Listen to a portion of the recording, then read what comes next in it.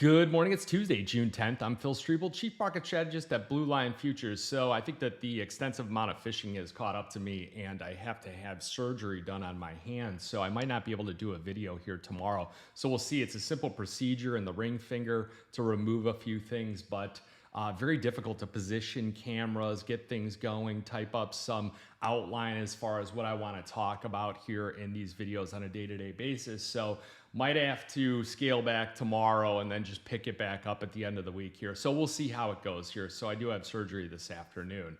Now looking at stocks here, looking at the markets, really overnight, quite muted across the board. A lot of kind of mixed picture, but the reality is that I think traders are just currently in this holding pattern of wait and see, as they've got about three different catalysts here that are set to unfold throughout the week.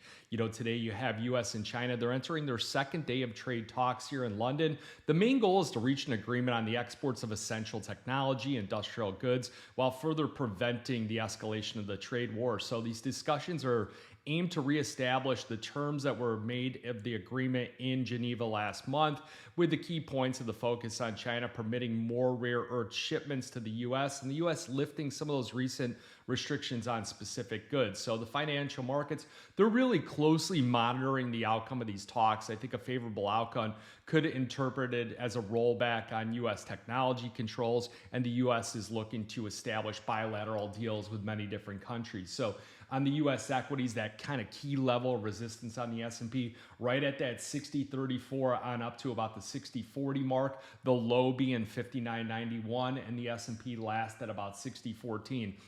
So we've been holding around this 6,000 mark for a few days now since capturing that level. Traders are really eyeing those all-time highs. And if you start to look at some of like the market insights, well, the CTA positioning in the equities is not excessively long at all. So it leaves room for some more buying, especially in US small caps, according to many of the strategists out there. So we've been monitoring, and I've given you guys this in the video, monitoring that inverse head and shoulders pattern that's in the Russell 2000. So basically you get that big sell-off that we saw, then the market comes back up, and then we start to break down again, and now we're shooting and breaking out back to the upside. So really it's that 2100 mark on the Russell where we've broken out. It could be eyeing the 2200. So we'll start to trail some stops on these positions. We'll start to look to get some OCO orders in. That's one cancels the other. So you either trail your stop or you have your target hit, one or the other. So that way you don't have to continuously monitor it there.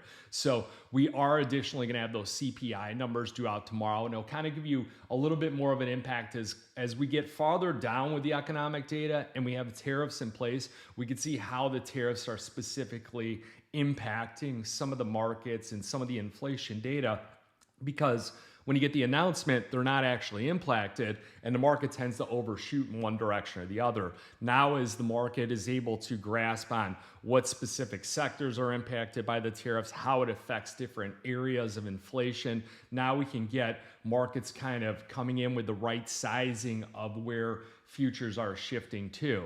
Now, as far as central bank discussions, because an inflation report does impact, Fed policy and things like that. President Trump's been very critical over Fed policy. Well, Fed's external communications, so this is like speeches from like Jerome Powell and things like that, they're in this blackout period right now from June 7th to June 19th, and it really corresponds with that next Fed meeting. So they don't like to give away too many details going into there. Now you look at the gold market, gold is hovering. It had an impressive recovery yesterday.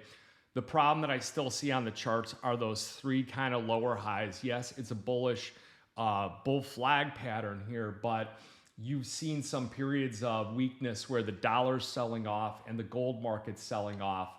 And that's kind of gives you some insight that some of that safe haven demand's kind of coming out of the markets, and traders are tracking other things like Bitcoin, which many of you participated in after the recent sell-off, now letting some of those positions go as we get near those all-time highs. Traders are also looking at kind of having this buy the dip mentality in the US equity markets. We're also monitoring many different other commodities out there that have performed well, like silver, platinum, copper, crude oil futures. Some of the grain markets, some of the soft markets have all done quite well here recently. So when you do have these signs of concessions between the US and China, it's going to reduce some of the demand for the safe haven assets. Now, if you're a gold trader, you really want to pay attention towards Thursday's long dated treasury auction here, because given the increasing global hesitance to purchase US debt, if we do get a disappointing outcome, meaning that the foreign buyer of our longer dated treasuries is not there, then you could see investors look for that safety again, and they'll see the rise in demand in the gold market. If you get a really good auction, well, then that's going to see that they're shifting out of different safe haven assets and going from the gold market to the longer dated treasuries. Now, something to note on silver is that if you sat in my seat and you dealt with many of the hundreds and hundreds of people and clients and different people that I associate with on a day-to-day basis, many of these people are different scales of coin dealers or bullion dealers that I deal with. And what they're seeing, if you sat in the lens of them, is they're seeing a lot of offloading. A lot of people are taking their gold, their silver, their platinum, and that they've been holding on to and selling some of it on the retail side. And what they're doing is they're using that money to either redeploy in the futures markets, to reestablish their positions. So like a grain farmer sells his grain, but he buys it back on the board. They're doing kind of the same thing. So the problem that we're seeing though is that if you look at that coin dealer, he's not seeing the retailer buy. So he's seeing people show up, they sell their product, they're utilizing futures contracts in order to reestablish positions. And then what they're doing is that there's not really that demand there to, go out and want to hold physical at these higher levels here. So that's just some insight on the silver market. That's why I'm slightly still skeptical that we're going to make this bigger push to much higher levels, but much of it has to deal with the outside metals as well that have done quite well. Now, copper futures under pressure, down about 1% here today, as copper smelters in China are preparing to export cargoes to capitalize on higher international prices as the global market tightens and concerns about tariffs on like industrial metals like copper grow. So some of the Chinese smelters are looking to plan to ship copper bonded to warehouses at the LME, which is the London Metals Exchange, and also depots in Asia for delivery points in June and July, in addition to their regular sales. So what they're doing is they're trying to boost some of their exports here. And the reason why they're doing that is because if you look at the stockpiles on the LME, they've significantly decreased. Remember when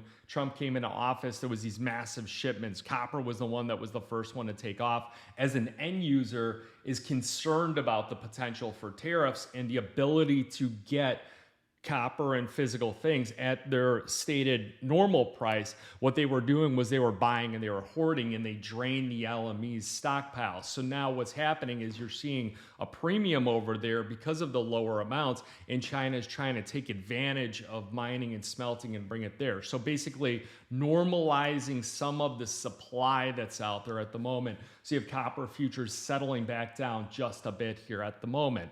Now you look at the ETF flows, the exchange traded funds, they did add 53,000 troy ounces of gold holdings in the last trading session. So if you looked at the way gold was, it sold off down to about 33.13, and then throughout the day, it kind of bidded itself up and it went unchanged on the day, going back over that 33.50 mark. We'll see if 33.50 is now this like new pivot point where we start to consolidate and the chart pattern starts to change a bit. Now the ETFs, they added 1.45 million troy ounces of silver holdings in the previous session, bringing this year's net purchases to 37 million ounces. So that's the fourth straight day of growth. So look at the chart pattern on that. The chart pattern is also at 4 straight days of growth heading higher, but we want to look at the candle here because we're really in a tight range at the moment. It's really waiting for some kind of catalyst out there. So again, 4 straight days of growth in the silver market. Something we could also track here is platinum, because I think the correlation between silver and platinum has really grown recently. With the correlation of, hey, they've got some of the supply that's been outstripped, the demand is picking up, because if you do have people truly avoiding gold because of its high price, as far as jewelry and things like that, and they're going after platinum. Well, I can only imagine that they're going after silver as well. So your year-to-date percentage change 6.8% on the gold market. That's unchanged. Silver 5.2%. That's the most we've seen all year, and we'll start tracking that platinum. So that's up 5.2% as well, and we'll see if there's any correlation between those two numbers there. Now the gold-silver ratio sits at 91-1. Remember, we were monitoring for a breakdown. It was the April 23rd low of 97-1. Once we broke there, we felt like the floodgates would go. If you've been watching this video for a long time, we were stuck at like the mid 80s for like ever, it seemed like, when I would report on it. So we'll see if prices are going to continue to come down to that like 86-1 level, which I think I reported on just for a long period of time here. Now, I'm not saying that like the gold silver ratio is the holy grail or anything. They seem to be more and more uncorrelated assets at the moment. One, central banks hold the gold because it just works well for them, where silver is quite cumbersome. You need tons of it, so it takes much more room, much more heavier. It tarnishes, things like that. So a lot of the central banks don't hold it, and that's really where separation occurs between these things. And then you look at the growing number of industrial uses, how the economy plays out with the silver market on demand needs, things like silver and cell phones and towers and just everything else. So they're just different asset classes. So when I reflect on the gold silver ratio, I reflect on it loosely as a gauge as where prices are at, whether one's overvalued or undervalued. So some other things I'm going to be watching is the Bitcoin near the all-time highs again. I'm going to be watching soybeans closely because soybean futures are the only grain that's positive here at the moment, and it's the expectations on the ongoing negotiations between the U.S. and China. And these are the two, major agricultural powerhouses, and you could have some relations to enhance bilateral trade. Traders are kind of cautiously considering the possibility that China might consider purchasing some of those U.S. farm products as a potential trade agreement between the two nations. Now, they are the world's largest soybean importer, but they've been shifting their purchases to Brazil, which has become their kind of primary supplier. So we'll see if they can normalize some of the relations again, and then get the soybean prices boosting up. Otherwise, you got sugar rising just a bit here. Crude oil futures continue to defy gravity. A lot of bearish articles on the crude oil market, but going to the back half of the year when some of that OPEC supply comes onto the market. And then you do have cattle, which we've seen like feeder cattle and live cattle. They've been gapping up on the open. They've been filling the gap, and then they've been just resilient and climbing to the upside here. So no telling when that market's going to stop here, but it looks like a market that eventually could start to break down significantly, especially if you get the buyers flipping to the short sellers and things like that, and then technical sellers coming into the market. So remember, these are just ideas and things that I am presenting and really aim to bring you guys kind of up to speed on some different things that are going on in the markets. This isn't intended to be specifically investment advice. Remember, everyone's got their own goals, opinions, things like that on these different markets, position sizing, risk tolerance, and everything else.